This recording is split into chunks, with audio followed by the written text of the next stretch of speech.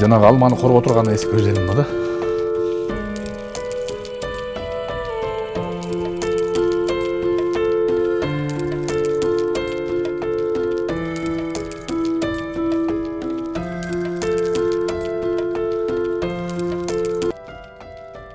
Нурпресс маалымат борборунун апамага долбоору кайрадан ободо. Аны мен Наргиза Исаева алып барам. Саламатсыздарбы?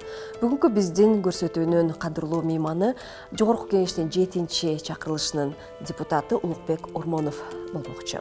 Саламатсызбы агай? Биздин сизге бере турган алгачкы сурообуз ошол апа деген чексиз аалам болот эмеспи? Апанын көзү өтүп кеткенден кийин баласы ал жөнүндө көкүрөгүндө бир изги сезими, сүйүүсү башкача жаралат, кайра ойгонот дешет. Ушул сиздин апаңыз тууралуу эмнелерди айтып бересиз? Тилекке каршы апам эрте каза болгон. 59 жашында эле каза болуп кетти. Бул 1989-жылы болчу. Ошондуктан апа жөнүндө эскерүү бул мындай жеңил эмес да. Бирок ошол эле учурда бир жагынан апам ошол бизди өстүрүп, чоңойтуп, биз 8 бир тууганды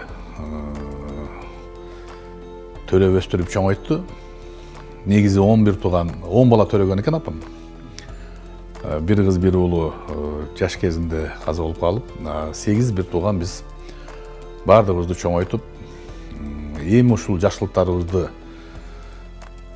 көрө турган убакыт келген учурда каза болуп калды. Ошондуктан апам жөнүндө сөз мындай только жакшы сөз гана болот да. Себеби ушул биздин бардыгыбызды канатына корголотуп, бардыгыбызды жетелеп жүрүп, өстүрүп, себеби атам жетекчи кызматта иштечү. Ошондуктан атамды биз кички кезибизде көп деле көрбөйт элек, эрте менен кетип, биз уктаганда кечинде келчү.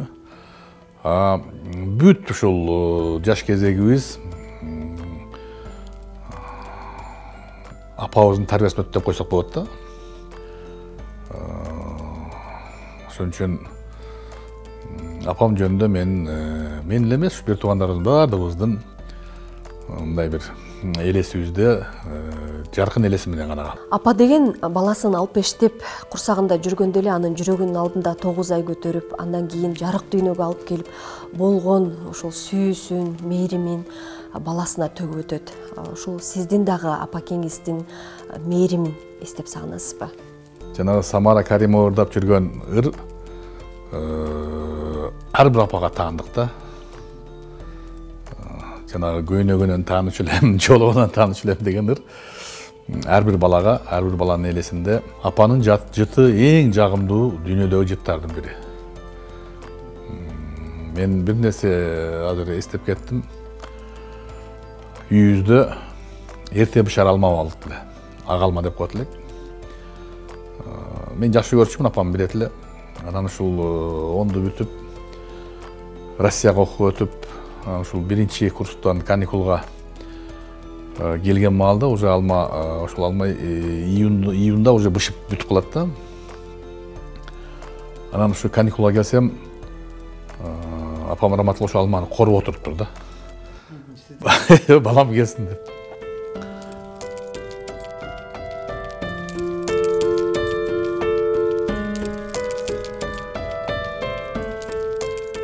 Мындай эскерүү оңой эмес да.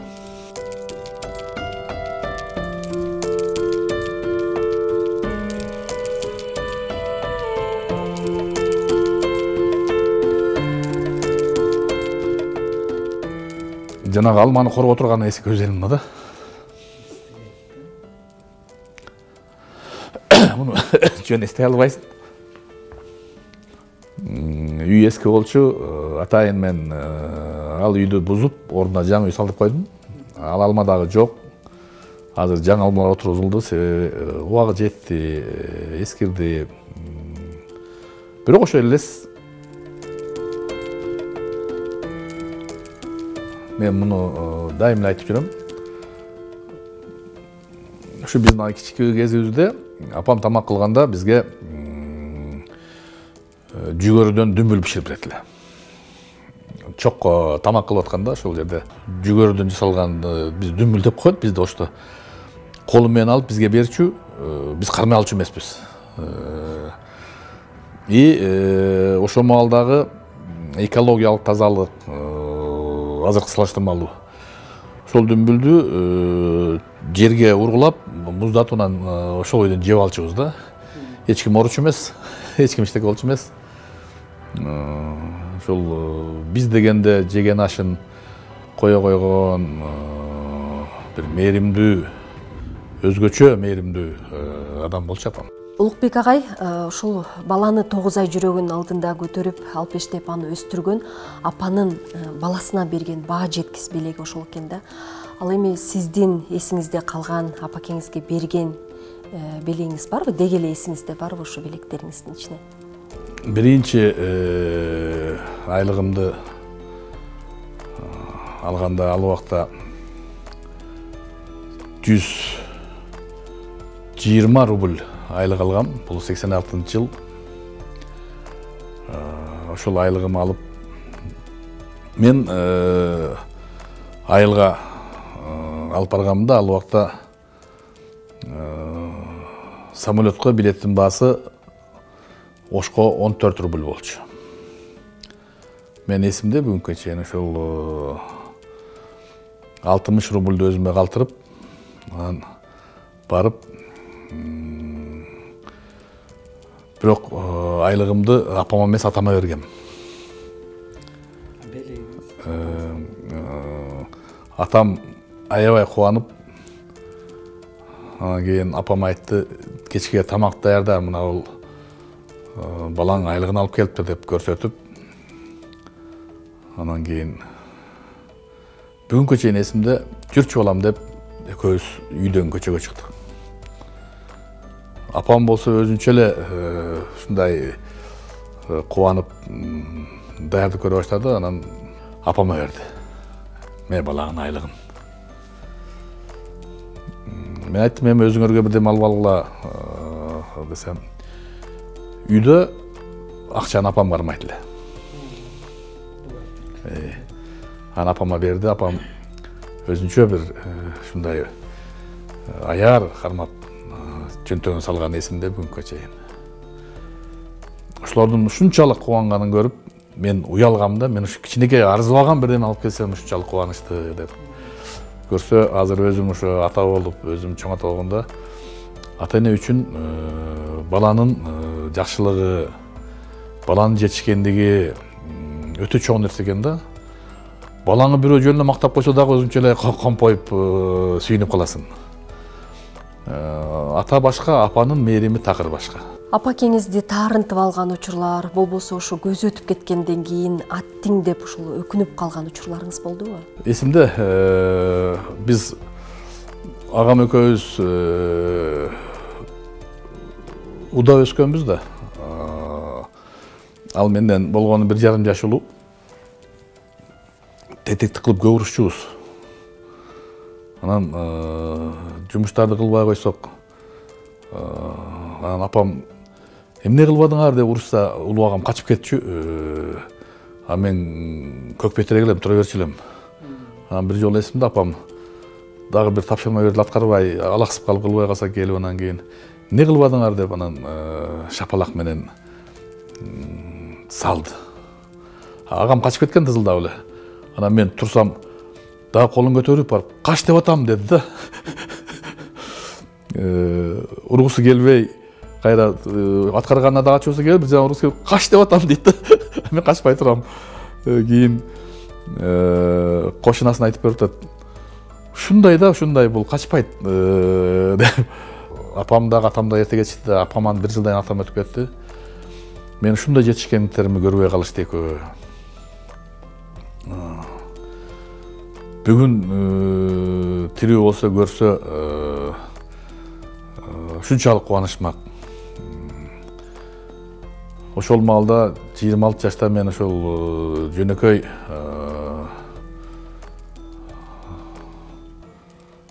89-жылы заводтогу бир цехтин начальниги элем. Кийин ушул иштеп, саясатка аралашып, ошолорду эс алдырууга мүмкүнчүлүгүм болгон маалда экөө тең болбой калды да. Мен бир өкүнгөнүм бар. Эгер бүгүн тирүү болсо экөө, өзүнчө экөөнү, жалгыз экөөнү бир самолетко салып, Ошко, Оштон Бишкекке, же болбосо Оштон Ысык көлгө салып эс алдырууга мүмкүнчүлүк бар, бирок аттең андай шарт жок. Шарт эмес, алар жок. Шарт бар, бардыгы бар. Апам дагы, атам дагы жок. Агай, апакеңиз ушул чын жашоого кетип жатканда акыркы мүнөттөрү, көзүңүздүн алдында калган ушул акыркы вакыт сааты дейле, болбосо керезин угуп үлгүргөнсүзбү? Мен отпускага барып, бир ай туруп, анан кеткенден кийин каза болуп калганда, ошол атам айтып берди муну. Атам больницага барса, апам айтыптыр, мен Жаныбек дейт да.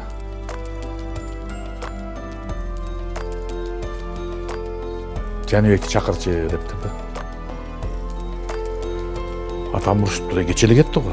Эмне оюнчук Мусага Фрунзеге барып келе бериш. Десе, мейли көргүм келди деп айтты да. Ошол күнү эртеси күнү каза болгон да. Ошо жана суроо бербедим, жыты кандай деп.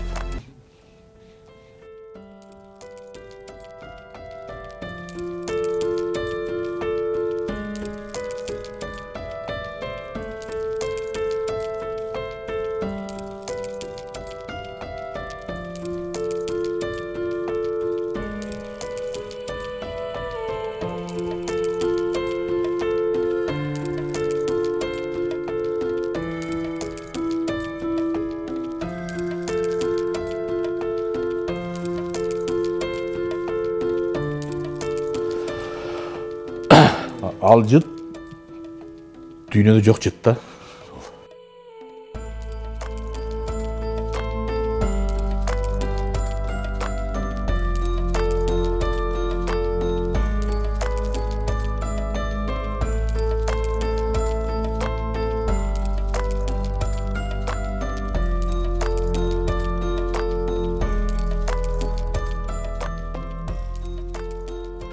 Ушуну атам айтып берди мага, ушинтип сурады деп.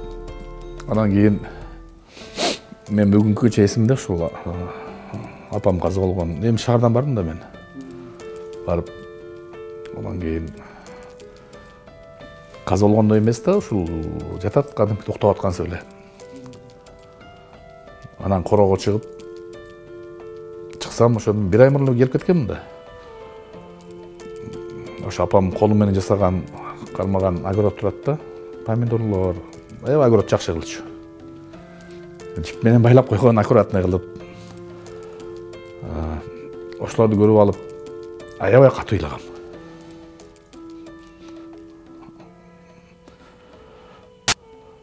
Кантип ушундай болсун депчи. Себеби 59 жаш азыр элестетсем, мына мен 60ка чыктым өзүм. Ошондон бул жанында болгонум жок да. Каза болгондо жанында болгонум жок. Акыркы сөзүн укканым жок.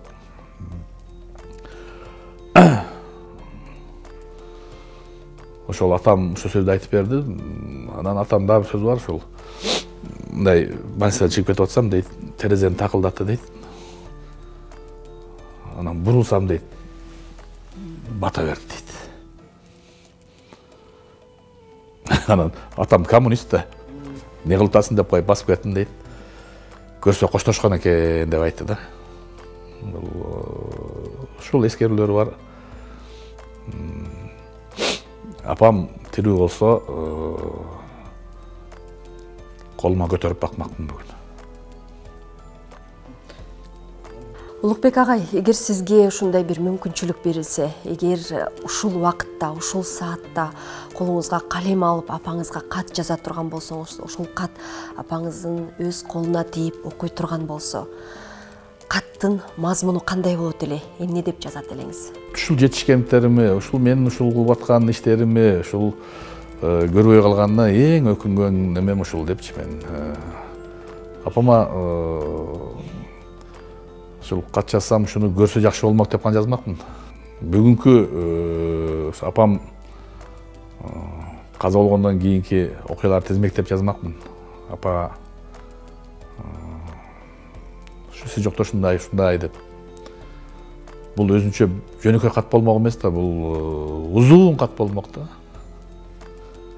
Сондуктан билбейм, жаза алмак эмесмин го, бирок жазсам ошол болгонун баардыгын жазып бир сыйра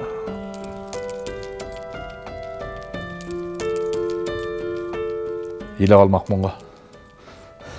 Апам аябай боорукер, мээримдүү. Мен ушул бүгүнкү чейин эсимде атамы бир жолу сен деген эмес да. Апам каза болгондон кийин, бир жылдан кийин атам да каза болуп калды. Экөө биринин артынан бири кетти. 45 жыл чогуу жашат деп айтып калчу. Ата энени сыйлабаган адам мен үчүн ал адам эмес. Сени жарык дүйнөгө алып келип, сени чоңойтуп, сени адам кылган кишини сен сыйлай албасаң, сен анда адам эмессиң. Башка сөз жок, андай кишилер менен сүйлөшүп да кереги жок. Аларды жазалаш керек.